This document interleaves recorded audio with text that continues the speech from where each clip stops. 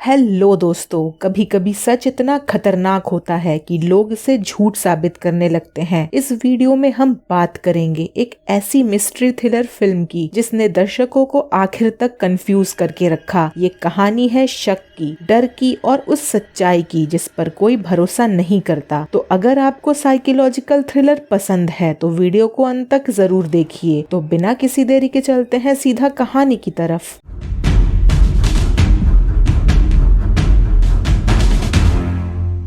तो कहानी की शुरुआत होती है लॉरा ब्लैकलॉक से, जिसे हम यहाँ लो नाम से बुलाने वाले हैं। अपने एक सोर्स की हत्या को अपनी आंखों के सामने देखने के ट्रॉमा से उभर रही इन्वेस्टिगेटिव जर्नलिस्ट लो को गंभीर रूप से बीमार एन बुलमर से एक निमंत्रण मिलता है। एन अपने पति रिचर्ड और कुछ अमीर मेहमानों के साथ एक लग्जरी सुपर यॉट पर नॉर्वे में होने वाले एक फंड रेजिंग गाला के लिए रवाना होने वाली थी। लो इस यात्रा में बुलमर्स की नई चैरिटेबल फाउंडेशन पर रिपोर्ट लिखने के लिए उनके साथ जुड़ती है। समुद्र में पहली शाम लो अपने एक्स बॉयफ्रेंड बेन से बचने के लिए केबिन नंबर 10 में चली जाती है। बेन बुलमर्स के लिए काम करने वाला एक फोटोग्राफर था। वहीं लो की मुलाकात उस केबिन में एक मिस्टीरियस औरत से होती है जो कि उसे देख के वॉशरूम के अंदर खुद को बंद कर लेती है और लो को उस केबिन से वापस अपने केबिन में आना पड़ता है। डिनर के बाद एन प्राइवेटली लो को रिवील करती है कि उसने अपनी दवाइयां लेना बंद कर दिया है और उसे उस स्पीच की एक कॉपी देती है जो वो गाला में देने वाली थी, जिसमें वो अपनी पूरी संपत्ति दान करने की घोषणा करने वाली थी। उसी रात एक महिला की चीख सुनकर लो की नींद खुलती है। वो केबिन 10 के बाहर खून से सना हुआ एक हाथ का निशान देखती है और किसी को शिप से समुद्र में गिरते हुए भी देखती है। लो तुरंत शिप के स्टाफ को इसकी जानकारी देती है, लेकिन जांच में सभी यात्रियों की गिनती पूरी निकलती है। कोई भी मेहमान केबिन 10 में ठहरा नहीं था और वो खून का निशान भी गायब हो चुका था। घबराई हुई लो खुद इस रहस्य की जांच शुरू करती है। धीरे धीरे लो को महसूस होने लगता है कि उसे जानबूझकर पागल साबित किया जा रहा है। उसका फोन गायब हो जाता है, उसकी दवाइयां बदल दी जाती है और हर सबूत मिटा दिया जाता है। सब लो से कहते हैं तुम थकी हुई हो, तुम शराब पीती हो, तुम्हारा दिमाग तुम्हें धोखा दे रहा है। लेकिन लो जानती थी कि उसने जो देखा वो सच था। यात्रा आगे बढ़ती रहती है और एन को लो से हुई अपनी पिछली बातचीत याद ही नहीं रहती, जिसके लिए वो अपनी दवाइयों को जिम्मेदार ठहराती है। पर एन ने तो दवाइयां लेनी बंद कर दी थी और ये बात लो को थोड़ी अटपटी लगती है। लो बेन द्वारा खींची गई किसी दूसरी पार्टी की तस्वीरों में उस गोरी महिला को देखती है जिसमें फेलो पैसेंजर एडम भी मौजूद था। हालांकि एडम दावा करता है कि उसे उस महिला के बारे में कुछ याद नहीं है। स्पा में नहाते समय लो के भाप से भरे शावर के दरवाजे पर कोई स्टॉप लिख देता है। पास ही मौजूद एडम इससे इनकार करता है और लो को पता चलता है कि प्रिवेसी के कारण जहाज के सुरक्षा कैमरे बंद रखे गए हैं। चुपके से केबिन 10 में घुसकर लो को सिंक के ड्रेन से सुनहरे बाल मिलते हैं, जिन्हें वो सबूत के तौर पर अपने केबिन में छुपा देती है। वो बेन को सब कुछ बता देती है, लेकिन फर्श पर एक बटन मिलने के बाद उसे शक होता है कि कोई उसके कमरे की तलाशी ले चुका है। लो को ऊपरी डेक से धक्का देकर पूल में गिरा दिया जाता है और वो लगभग डूब ही जाती है। बाद में जब उसका कोट धुलकर आता है तो उसमें से बाल और बटन दोनों गायब मिलते हैं। इसी बीच लो को पता चलता है कि एन के डॉक्टर रॉबर्ट मेहता के कोट से भी एक बटन गायब है। जहाज का क्रू लो के सवालों का जवाब देने से कतराता है और इरिटेटेड मेहमान उसकी सस्पिशन पर भरोसा करने से साफ इनकार कर देते हैं। अपने कमरे में खुद को बंद कर लेने के बाद लो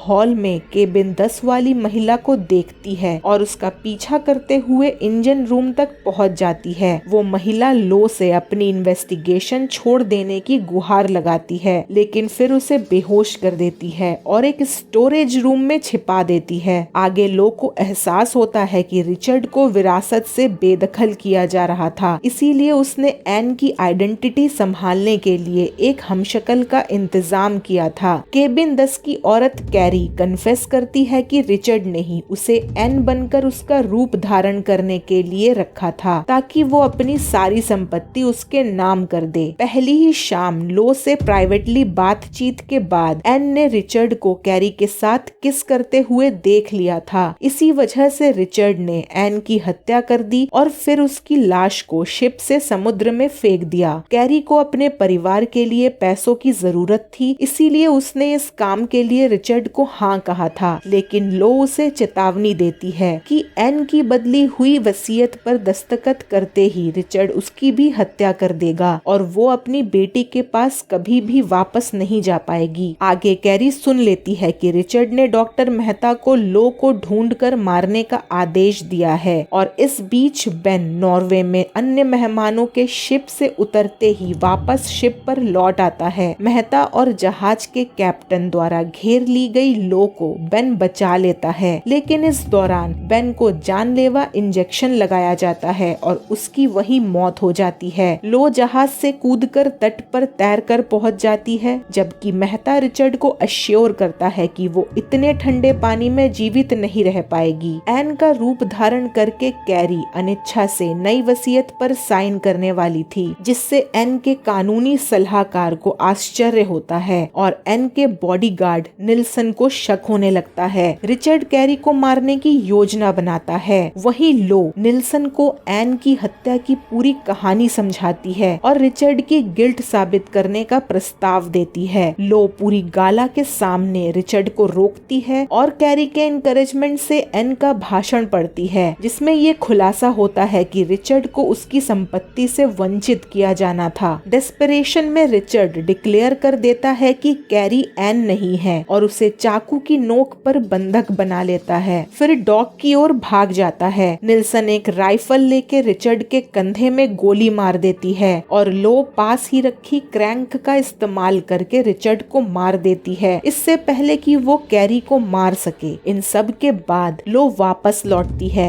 और रिचर्ड के अपराधों पर अपनी रिपोर्ट पब्लिश करती है, जिससे मेहता और कैप्टन बेन और एन की हत्या के लिए गिरफ्तार हो जाते हैं, जबकि कैरी अपनी बेटी के पास घर लौट जाती है और ये मूवी यहीं पे खत्म हो जाती है। इस कहानी से हमें ये सीख मिलती है कि कभी कभी चीजें जैसी दिखती हैं वैसी नहीं होती और सतर्क रहना कितना जरूरी है। अगर आपको ये कहानी रोचक लगी हो तो लाइक और शेयर जरूर करें और मेरे चैनल को सब्सक्राइब करना ना भूले, ताकि आप ऐसे और रहस्यमयी कहानियों के अपडेट्स पा सके। मिलते हैं अगले वीडियो में, तब तक के लिए बाय बाय।